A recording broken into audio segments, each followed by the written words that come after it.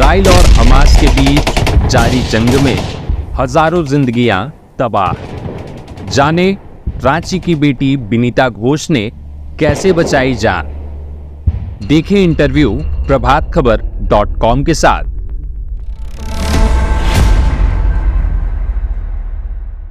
Safest कुछ नहीं है वहाँ पे। तो नॉर्थ और साउथ में सबसे ज़्यादा डरावने दृश्य थे। बाबूलाल मरांडी उन्होंने मेरे को फ़ोन किया था और उन्होंने बोला था कि मतलब कोई भी दिक्कत हो, कुछ भी हो, तुम हमेशा बता सकते हो। इंडियन गवर्नमेंट को कितना भरोसा करना चाहिए? 100%। जब बाहर होते हैं तो हमारे पेरेंट्स वही होते हैं। नमस्कार, जोहार, स्वागत है आपका प्रभात खबर की वीडियो सेक्शन में। मैं हूं आपके साथ आदित्य कुमार।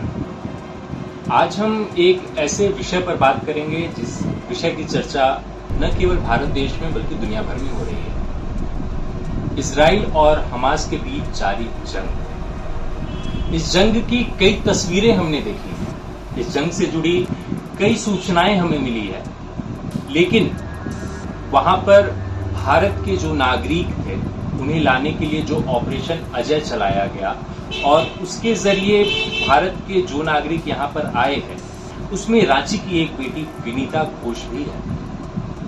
आज हम उन्हीं से बातचीत करने के लिए यहाँ पर आए हुए हैं और हम कई सवाल ऐसे रखेंगे जो लोगों के सवाल हैं, वहां की स्थिति के बारे में, वहां जब हमला हुआ उस समय इनकी क्या स्थिति थी, वो चित्र कैसा था, वो माहौल कैसा था, उनसे जुड़ी कई सारी सवालें हैं हमारी और जनता की, जिसका जवाब शायद आप बेहतर दे पाएंगे। हमारा सबसे पहला सवाल यही रहेगा, हमला हुआ, हमले के बाद की वो पहली तस्वीर, वो तस्वीर जो आपकी नजरों के सामने थी और वो जो आपके दिमाग में थी, वो क्या था? तो मतलब around 6:30 Israel time first time siren बजा। तो यूजुअली जब साइरन बजता है तो हमें पता है कि साइरन बजता है तो बंकर जाना है या फिर मेमोरियल डे या फिर ऐसा कुछ है जहाँ पे 2 मिनट का पीस रखना है। पर उस दिन हमें पता था कि कोई ऐसा फंक्शन तो है नहीं। तो साइरन बजा तो मैं फर्स्ट 1-2 लोगों को नॉक करके कि टेल अवीव में 90 सेकेंड्स मिलता है साइरन बजने के बाद, कि 90 सेकेंड्स में आपको अपने अपने शेल्टर में चल जाना है या फिर ममाद में चल जाना है। ममाद रूम्स होते हैं जो फुल्ली पैक्ड होते हैं और मतलब जो प्रोटेक्ट कर सकते हैं अगर कोई मिसाइल आके इंटरसेप्ट करती है वहाँ पे, अगर कुछ शार्पनेल गिरता है तो वहाँ पे जाना था। तो मैंने 1-2 लोगों को, आसपास के लोगों को नॉक किया और फिर हम वहाँ चले गए, मतलब भाग के। फिर उसके बाद हम लोग वापस रूम में आ गए। तब तक हमें कुछ पता नहीं था कि ऐसा इतना ज़्यादा टेरर हो गया है हमास का, फिर ऐसा कुछ, या फिर हमास इनफिल्ट्रेट कर गया है। फिर हमें लगा कि ठीक है, मतलब ऐसे हमें मिसाइल्स आने के कुछ टाइम पहले ही पता चल जाता है, मतलब 4-5 घंटे पहले कि मिसाइल शायद आए, तो ध्यान रखना है और जाना है। पर उस दिन नहीं, ऐसा कुछ नहीं था। उसके बाद 7:30 बजे फिर अलार्म बजा, मतलब फिर साइरन बजा और फिर हम अंदर गए, मतलब शेल्टर के, मतलब मैं स्टेयर केस चली जाती हूँ क्योंकि स्टेयर केस मेरे रूम से सबसे ज़्यादा पास है। और उसके बाद हमने मतलब न्यूज़ जैसे ही देखना शुरू किया, हमने देखा कि हमास ने इनफिल्ट्रेट कर लिया है और मतलब चीज़ें बढ़ती गई ऐसे करके। फिर 12:30 तक करीब 4 बार साइरन बजे। उसके बाद उस दिन कोई साइरन नहीं बजा, पर साइरन ज़्यादा रिस्की नहीं है, मतलब साइरन बजता है और ठीक है, मतलब थोड़ा डर लगता है, पर आप अंदर चल जाते हैं, आपको पता है आप सेफ है। पर ना इंटरसेप्ट जब करते हैं, मतलब इंटरसेप्ट मतलब जो मिसाइल वहाँ से आ रही होती है और जो यहाँ से आयरन डोम से एक मिसाइल छोड़ी जाती है ताकि वो उसको अटैक करके आसमान में ही मिसाइल फोड़ते और ज़मीन पे लैंड ना कर पाए। वो जो साउंड होती है 2 मिसाइल्स टकराने की, वो साउंड थोड़ी मतलब हाँ थोड़ी डरावनी है। क्या आपके आसपास कोई मिसाइल का कुछ ऐसा दिखा? क्योंकि कई तस्वीरें हमने ऐसी देखी, आपने भी टीवी पे देखी होगी कि वो बिल्डिंग पूरी तरीके से कोलैप्स हो गया है। हाँ। लेकिन क्या आप जिस एरिया में थे वो एरिया पूरी तरीके से सेफ था या वहाँ भी मिसाइल आसपास गिरा था? देखिए, ऐसे किसी भी जोन पे कोई भी एरिया पूरी तरह से सेफ नहीं होता, सेफर होता है, सेफेस्ट कुछ नहीं है वहाँ पे। पर मैं सेंट्रल टेल अवीव, मतलब मैं टेल अवीव में रहती हूँ। टेल अवीव सेंट्रल इजराइल है। नॉर्थ बॉर्डर अब इफेक्ट होना शुरू हुआ है लेबनान के थ्रू, और साउथ बॉर्डर तभी गाज़ा के थ्रू इफेक्ट हो रहा था। तो नॉर्थ और साउथ में सबसे ज़्यादा डरावने दृश्य थे, पर टेल अवीव रिलेटिवली थोड़ा सेफर था। और मैंने अपने आंखों के सामने कोई भी बिल्डिंग गिरते हुए या फिर ऐसा कुछ होते, पर हाँ मिसाइल इंटरसेप्ट होते हुए कभी कभी दूर मिसाइल इंटरसेप्ट हो रहा है और वो दिख जाता है, मतलब वो ऐसे भी दिख जाता है। उस समय और अभी जो हमें दिखाई दे रहा है, जो आपने वहां पे महसूस किया, वास्तविक तस्वीर और हम जो देख पाए, क्या उसमें कुछ भिन्नता है? देखिए टेल अवीव मतलब सेंट्रल में, जैसे मैंने बोला टेल अवीव सेंट्रल में नॉर्थ और साउथ में बहुत सारी चीज़ें हो रही हैं, तो हो सकता है आप जो पिक्चर्स देख रहे हो वो साउथ के पिक्चर्स हैं, वो सेंट्रल टेल अवीव वाले नहीं देख सकते।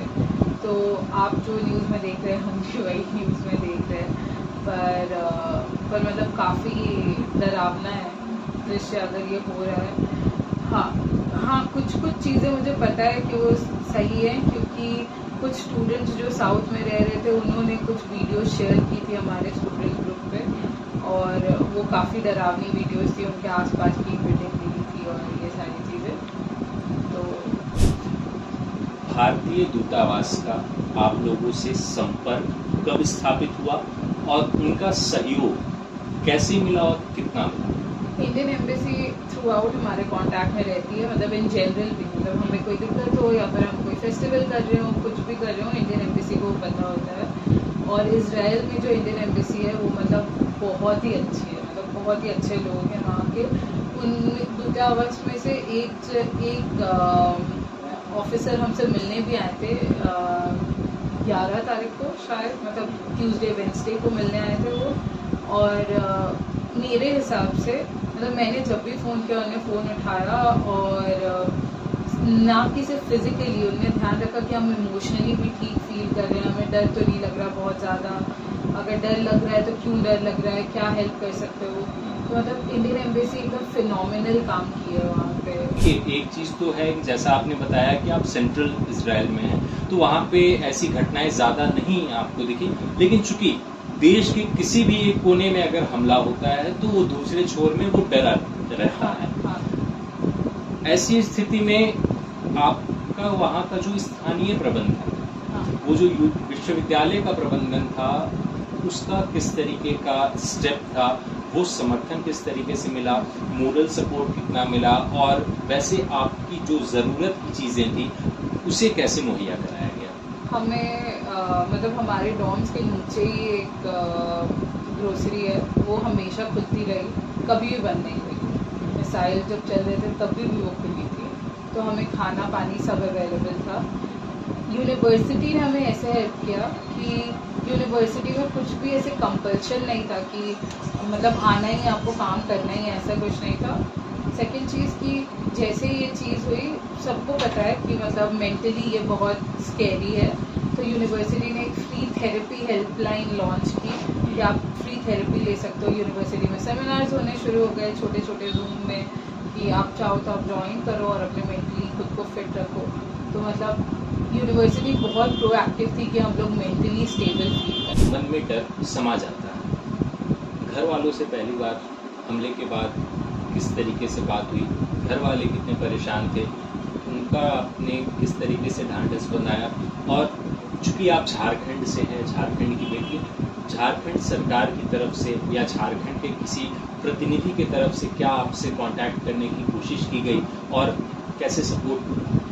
तो मेरे पेरेंट्स मतलब यूजुअली टीवी नहीं देखते, तो मेरे को लगा ठीक है मैं अभी तब तक नहीं बताऊंगी जब तक उन्हें कहीं और से नहीं पता चल जाए। पर आधे दिन में मेरे से ज़्यादा उनके पास वीडियोस थे, उनने मतलब बहुत टेंशन लेना शुरू हो गए, वो मतलब बहुत ज़्यादा स्केर्ड थे। मेरे को याद है कि सैटरडे को शाम को ही honourable ex chief minister Babulal Marandi, उनने मतलब मुझे छोटे से बड़ा होते हुए देखा, मैं जहाँ पे भी मैंने कुछ भी अचीव किया है उन्हें हमेशा शाबाशी दी है। और उन्होंने मेरे को फ़ोन किया था और उन्होंने बोला था कि मतलब कोई भी दिक्कत हो, कुछ भी हो, तुम हमेशा बता सकते हो, हमेशा फ़ोन कर सकते हो, कोई बात नहीं। तो उन्होंने मतलब बहुत हिम्मत दिया। फिर नेक्स्ट डे मेरे पेरेंट्स ने बताया कि मेरे पेरेंट्स ने शायद ऑनरेबल माजी जी से कांटेक्ट करने की कोशिश की थी, राज्यसभा सांसद महबूबा माजी जी से। फिर उन्होंने मेरे पेरेंट्स से कंटिन्यूअस बात की, तो मेरी बात सिर्फ बाबूलाल मरांडी जी से ही नहीं थी, पर मेरे पेरेंट्स से मतलब महबूबा माजी जी भी कांटेक्ट में थी। तो इससे आपको हिम्मत रहती है कि आप मतलब कर सकते हैं, आ सकते हैं, कोई बात नहीं, मतलब लोग हैं आपके सबको। अगर कोई ऐसी तस्वीर या कोई ऐसा पल जो आपको अभी भी लगता है कि ये डरावना था, इससे लोगों को कैसे ओवरकम करना है वो चीज़, और दूसरा मेरा जो सबसे प्रमुख सवाल है, जो लोग अभी भी वहाँ पे भारत के लोग फंसे हुए हैं, उनसे भी जुड़ा हुआ यह सवाल रहेगा, भारत सरकार, भारतीय दूतावास, इन पर कितना भरोसा करना चाहिए? भरोसा करना चाहिए, लेकिन इनका समर्थन आपको कैसे मिलेगा? और जो लोग वहाँ पे अभी फंसे हुए हैं उनके लिए आप क्या कहिएगा? ऑपरेशन अजय के लिए आप क्या कहिएगा? तो मैं बैक साइड से शुरू करूँगी आंसर करना। ऑपरेशन अजय की मैं फर्स्ट फ्लाइट में आई हूँ और मेरे को पता है कि एम्बेसी ने कितने स्मूथली हमें एम्बेसी लेके आई है, और शायद उस दिन मिनिस्ट्री से भी कुछ लोग गए हुए थे हमें फर्स्ट पिकअप करने, और उन्होंने हमें कंफर्ट किया प्लेन में चढ़ते ही और बात करते। और इंडियन गवर्नमेंट को कितना भरोसा करना चाहिए? 100%, क्योंकि वही हमें निकालती है। हम जब बाहर होते हैं तो हमारे पेरेंट्स वही होते हैं, एम्बेसी वाले ही हमारे पेरेंट्स होते हैं। और जिनको भी एम्बेसी से कांटेक्ट करना हो वो एम्बेसी की वेबसाइट में डायरेक्टली जाके खुद को रजिस्टर कर सकती है, या फिर एम्बेसी की वेबसाइट्स में बहुत सारी ईमेल आईडीज़ हैं, फ़ोन नंबर्स हैं, आप उनमें से किसी में भी कांटेक्ट कीजिए, लोग बात करते हैं। तो झिझकिए मत, अगर आप वहाँ पे फंसे हुए हैं तो आप कांटेक्ट कर सकते हैं।